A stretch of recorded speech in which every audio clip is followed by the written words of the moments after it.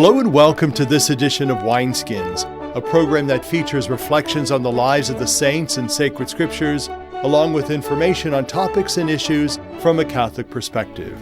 I'm Father Jim Korda. Wineskins is brought to you by the Annual Bishop's Appeal, the Catholic Communication Campaign, and St. Paul's Catholic Books and Gifts, a division of the Society of St. Paul.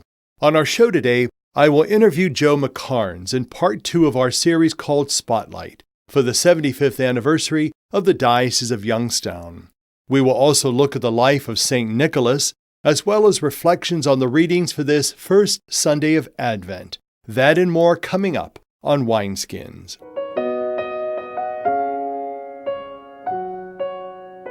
In our current issue, I will speak with Pat Palumbo. Joining me now is Pat Palumbo, who is the Director of Stewardship for the Catholic Diocese of Youngstown. And Pat, it's a pleasure to have you back on Wineskins. Well, it's a pleasure to be back here, Father Korda. Thanks for having me. We know that there's a lot of wonderful things that are coming out of your office down at the diocese in the area of stewardship, in the area of people giving their time, talent, and treasure. And we know that you're involved in what you call a revenue enhancement program. Let's talk about that for a moment. This is the 4th year that the Office of Development and Stewardship has been working with parishes throughout the diocese for revenue enhancement projects.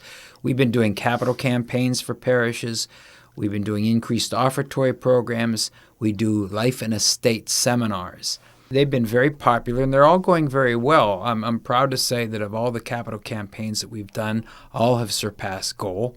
All the parishes reached what they wanted to reach and have been able to do numerous projects. We've had campaigns that have raised close to $2 million, $1.5 million, and so on, and they've gone very well. And what makes them popular with us is the cost to run the campaign has been under 2%. It's been running around 1.8, 1.9%, which is unheard of, because most professional firms that you bring in, you're going to have a cost close to 6 or 7%. And it's probably very prohibitive for many parishes to engage in kind of an outside entity to help them increase their offertory program. But to do it through the diocese certainly makes a lot of sense. Yes, it not only makes a lot of sense, but we offer some perks that even an outside company wouldn't offer. For example, when a company comes in to do a parish offertory program, they'll do the program, but you're responsible for all the follow-up and the record keeping, whereas we do all that for you. For the year following the program, we're literally sending acknowledgments to everyone who responded, and again, thanking them for their giving and reminding them at the commitment level that they did give. Other companies, once their program's done, they're out. Likewise with capital campaigns. Many of our parishes are doing a 36-month redemption plan, where they're making payments on pledges over 2 or 3 years. Well, we will send out reminders to people for literally 36 months after your campaign. No firm will stay with you after the campaign is completed. We know that you have a real supportive group in the Diocesan Commission for Stewardship. Tell us what their role is and how do they work within the different programs that you offer. The Diocese of Youngstown Stewardship Commission was established in the year 2000, and the mission of the commission is to promote stewardship as a way of life, acknowledging that all you have and all you are comes from a loving God, and that in gratitude we share our giftedness to make God's kingdom here on earth. And we've done a number of projects over the years, a Joy and Gratitude campaign. If you go to our website, we have videos on joy and gratitude. We bring in national speakers and speakers on topics of stewardship, and now we've been working very well with the Office of Evangelization and Religious Education in talking about stewardship/evangelization, which dovetail each other. And you had a recent event this past September, the end of the month. Tell us what that was about. We brought Matt Schwartz in, and Matt is a nationally known speaker who works with Parish Success Group. And he came in, and we had over 132 participants at our event, and we had priests, deacons, lay leaders, a lot of our pastoral ministers were present. And he was very challenging. He said things such as, when are most of your parishioners/customers available? And everyone in the room agreed on Sunday. Then he said, are any of the offices open? Are any ministers available on Sunday? Well, no, offices are only open Monday through Friday. Well, are we missing something here? So challenges such as that. Also relative to even the regular office days for parishes. He said, when are most of your people available to come and talk with a pastoral minister or visit the parish office? Well, probably after hours because they work. But our offices close at 4 in the afternoon, so no one's there. Yeah. So he is sort of challenging the group to rethink and retool the way we approach our engaging Catholics. If a parish is interested in more information or how your particular office at the diocese could help them, whether it's with stewardship or with time and talent, how do they get in touch with you? Who do they call? They could call the diocese at 330-744-8451 and just ask for me, Pat Palumbo, or Luke Politsky, who's my associate, or you could email us, ppalumbo@youngstowndiocese.org, and we'd be glad to respond. We also have a website, as I mentioned. You can go to the website and get information there and contact information as to how to reach us. Pat Palumbo, as always, it's a pleasure to have you on Wineskins and also to learn more about the wonderful thing that your Office of Stewardship is doing for parishes, schools, institutions all around the diocese. And we thank you for helping us keep in mind that stewardship is a way of life and it's all about giving back to God what God has given us. Thank you. Great. Thank you, Father. And thank you again for having me. It's a pleasure. For Wineskins, I'm Father Jim Korda. This coming Thursday, the Church celebrates the Feast of St. Nicholas. To tell us more is Lou Jacquet. He is from St. Brendan Church in Youngstown. The Feast of St. Nicholas of Myra in Turkey has been celebrated at Rome only since the 11th century. His relics were transported to Bari, Italy in 1087. When Pope Urban II went to Bari in 1089 for the transfer of the relics of St. Eustatius to the cathedral, he also consecrated an altar in honor of St. Nicholas. An uncle named Nicholas was Bishop of Myra, and he ordained his nephew to the priesthood.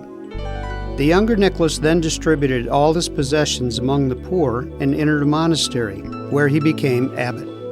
In time, he became Bishop of Myra and was among those who signed the document affirming the divinity of Christ at the Council of Nicaea in 325. During a persecution of the Church, he was imprisoned and tortured. He died in 345 at the age of 65. According to legend, he was a great miracle worker, and he provided a dowry for 3 poor girls whose father was forcing them into a life of prostitution. It is also said that he raised to life 3 youths who had been executed and saved 3 sailors from shipwreck. In the 9th century, the folklore of northern Germany made St. Nicholas the man of Christmas Eve. In the Anglo-Saxon world, he is honored as Santa Claus. In the 11th century, the custom originated of distributing sweets to children on the eve of the Feast of St. Nicholas. Devotion to St. Nicholas has been widely spread in the Greek, Slavic, and Russian churches. He is the patron of Russia with St. Andrew and is also honored as patron of Greece, Sicily, and Lorraine, France. It is said that there are more than 2,000 churches named in his honor in Europe. The new opening prayer of the Mass refers to St. Nicholas as a powerful helper. By the help of St. Nicholas, keep us safe from all danger. Throughout the centuries, he has been considered a patron of difficult cases, similar to St. Jude and St. Rita of Cascia. Various groups such as sailors, prisoners, students, young girls, lawyers, and pharmacists have looked to him as their patron. Although the cult of St. Nicholas as Santa Claus has been commercialized in modern times, he is nevertheless a model of charity, especially toward children. He is also a suitable patron for the ecumenical discussions between the East and the West. For this reason, the institute conducted by the Dominicans in Bari, Italy, for promoting relations between the Eastern and Latin churches is named after St. Nicholas. For Wineskins, I'm Lou Jacquet. I'm talking with Joe McCarns from St. Philip Neri Church. Now, Joe, I think I'd like you to tell us about some of your experiences as a young child in the Diocese of Youngstown and with your parish and with your churches. What do you remember, and what is it that you'd like to highlight for us, especially during this anniversary year? Well, since we're talking about history, my granddad, Donald T., which would be Father McCarns' dad, He was the youngest of 3 children. He would take us around in the summertime, in the middle of the week, in the middle of the day, and go water flowers at the various cemeteries. Now, for me, growing up on a farm like that, we didn't get off the farm very much, hardly at all. And in the summertime, a lot of times, the only time you got off the farm was to literally go to church and occasionally the feed mill. We always went to church. So for us to get off in the middle of the week, in the middle of the day, in the middle of the summer, to go with Grandpap to water flowers, that was a treat in itself for us kids. And it was kind of a twofold thing. He was watering flowers, but we was to help him because he wasn't getting around too great, but he could do some. But he was passing history down to us without us actually knowing it.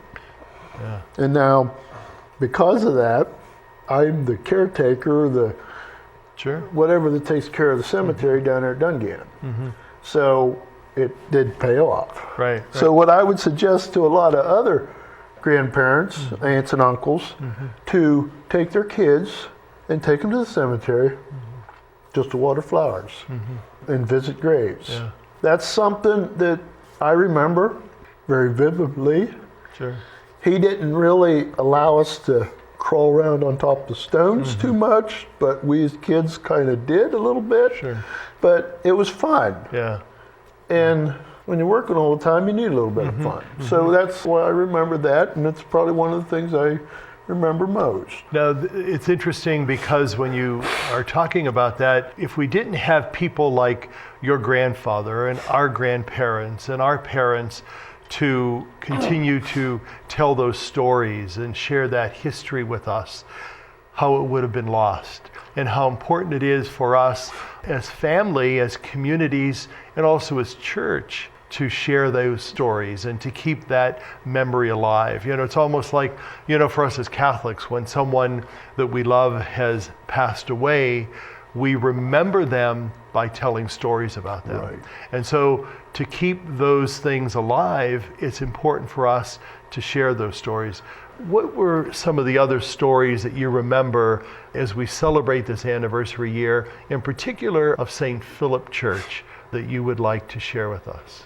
Well, like I said about the cemetery, this is the St. Philip Cemetery that I was talking about. But other stories is the fact that you would be down either mowing the grass or maintenance work, and people would come driving in. Some would actually just drive in and drive right back out. Why, I don't know, but that's what they did. And others would stop and talk or want to know some answers to some questions. Well, what I would do then is I would, of course I had the keys, so I would say, well, here, come show you. So I'd show them. So they was thrilled for that.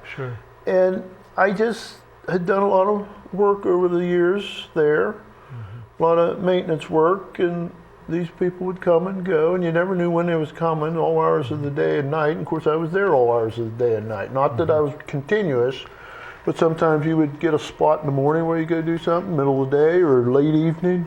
Been down there after dark before. As a matter of fact, if I recollect, I'll tell you a story that I remember first meeting you. You probably don't remember, but I think you were cutting grass at St. Philip Neri Church, and this would have been the summer in 2000, if that makes sense.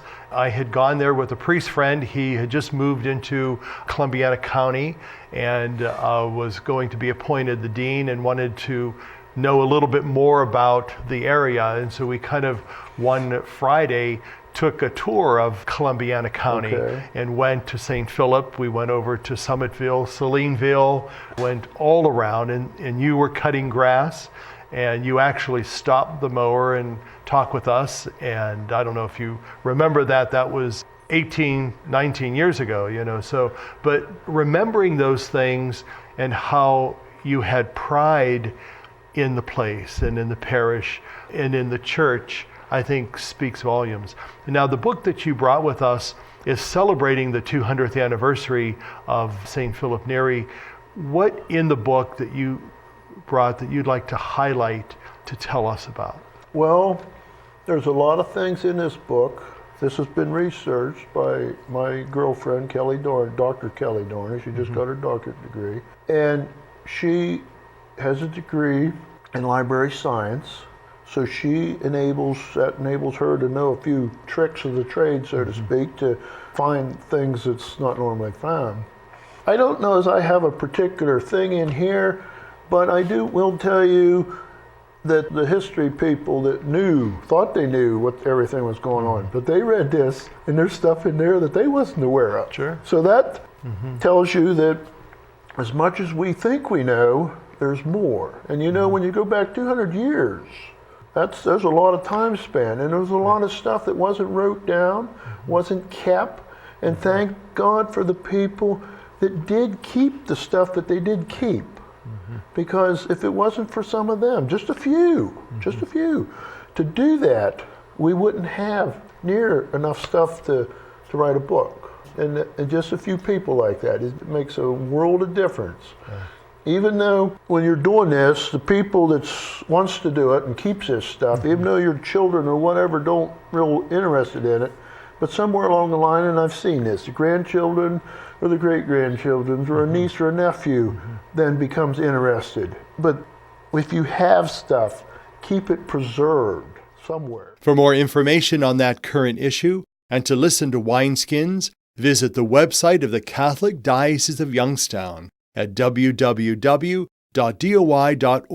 Stay with us. We'll be back in a moment. What have you done for your marriage today? I gave my wife a hug this morning. I told her I love her. I did her hair this morning. I think it looks pretty good. I cooked my husband's favorite breakfast. I bought her an orchid. What have I done for my marriage today? I sent my husband a love email. I read the newspaper to my wife, and it cracked her up. But she's still laughing. What have you done for your marriage today? Make a change for the better. Need help? Go to foryourmarriage.org, a message from the Catholic Church. By the time we can walk, each of us yearns for the joy that comes from being able to do for ourselves. Church World Service believes that being self-reliant is a joy everyone should share. So around the block or around the world, share the joy. Church World Service. Our song today is from the CD entitled A Kellenberg Memorial Christmas. It is by the Kellenberg Memorial High School Choir.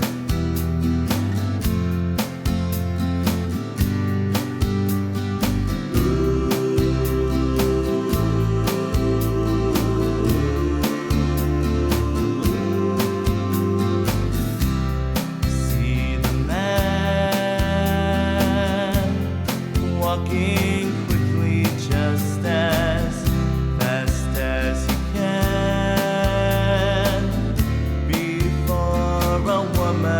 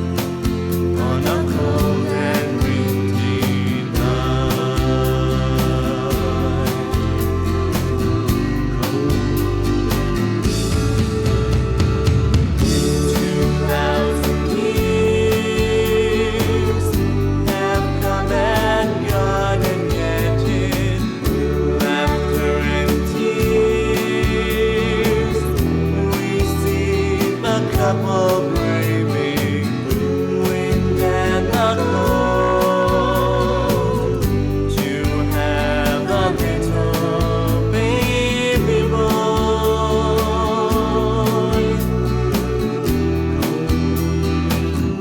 Child of the way, child of the way, child of the way, child of the truth, child of the truth, child of the truth, child of the love, born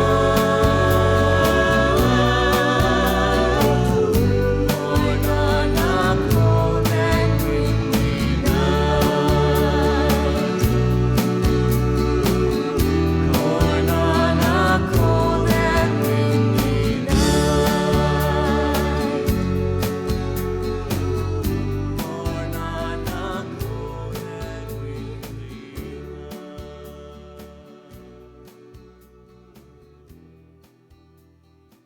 And to tell us about the scriptures for this first Sunday of Advent is Father Bill Loveless. He is pastor of St. Brendan Church in Youngstown. I'm certain you have friends who share a lot of what really interests you, and I do too. Well, it turns out that one of my friends is really passionate about viewing the stars and planets through a telescope he has at his home. Now, I can't pretend to be anywhere near as knowledgeable as he, but I can get into stargazing with him, and when he points out, for example, the moons of Jupiter or a relatively nearby star cluster, or when he tries to zero in on the Andromeda galaxy, I get a kick out of his enthusiasm, and I really share his excitement. Although not as devoted as he, I guess I'm really hooked on stargazing. But I'm not the only one, and in fact, stargazing goes back a long way. The people of the ancient world were fascinated by the stars, and that's not all. They associated them with the fate of people here on earth. So, any time that they would hear someone predicting strange signs in the heavens, they would really be afraid of calamity. Well, in the Gospel of Luke today, we hear Jesus saying something disconcerting. He said, "There will be signs in the sun, the moon, and the stars, and the powers of the heavens will be shaken." And then he also said, "On earth, nations will be in dismay, perplexed by the roaring of the sea and the waves. People will die of fright in anticipation of what is coming upon the world." Well, now that sounds really worrisome. These images sound like some catastrophe. So, is that what we all have to look forward to, calamity and doom? I don't think so.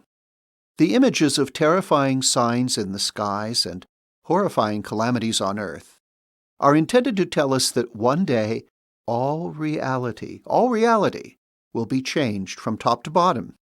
That's why the heavens are included.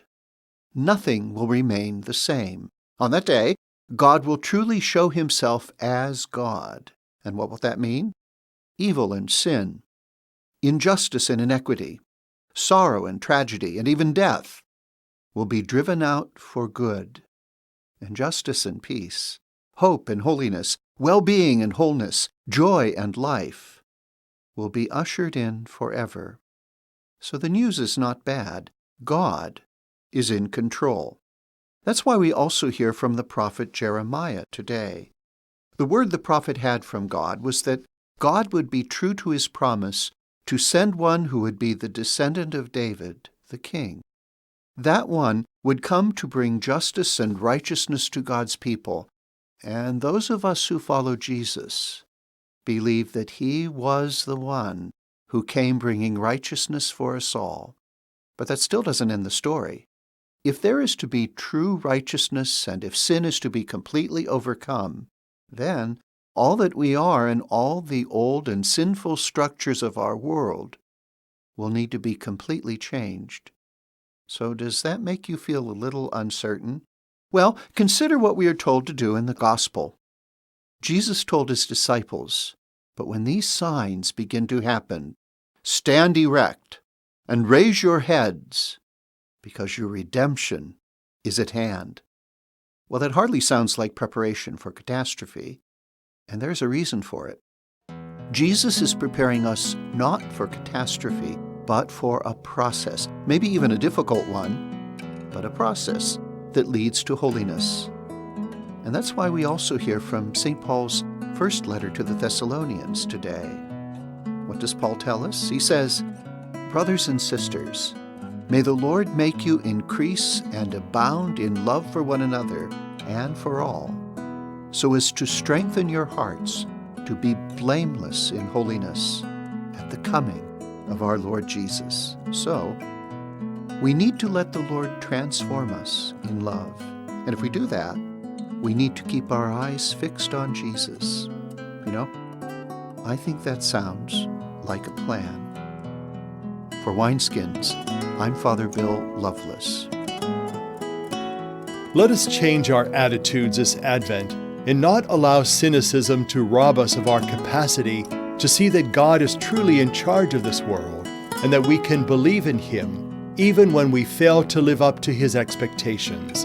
Let us lift up our heads and wonder as He comes. Wineskins is made possible through the annual Bishop's Appeal, the Catholic Communication Campaign, and St. Paul's Catholic Books and Gifts. The program is produced by CTNY, the Catholic Telecommunications Network of Youngstown. I'm Father Jim Korda, saying thank you for being with us. Have a blessed week, and our blessings to our Jewish sisters and brothers as they celebrate Hanukkah. In 1847, the parish of St. Palumbo was established. It would eventually become the Cathedral Church when the diocese was formed in 1943. It was the first parish in the city of Youngstown and in all Mahoning County. The first church built in 1851 was to be on land in Briar Hill that was donated by David Todd, who became the first and so far only governor from Mahoning County. A second church was built in 1864, and in 1897, the third church was erected on the site of the present cathedral. A tragic fire destroyed the cathedral in 1954, but by 1958, a new cathedral was dedicated which serves Catholics today. Congratulations, Catholic Diocese, for celebrating 75 years with pride in the past and faith in the future.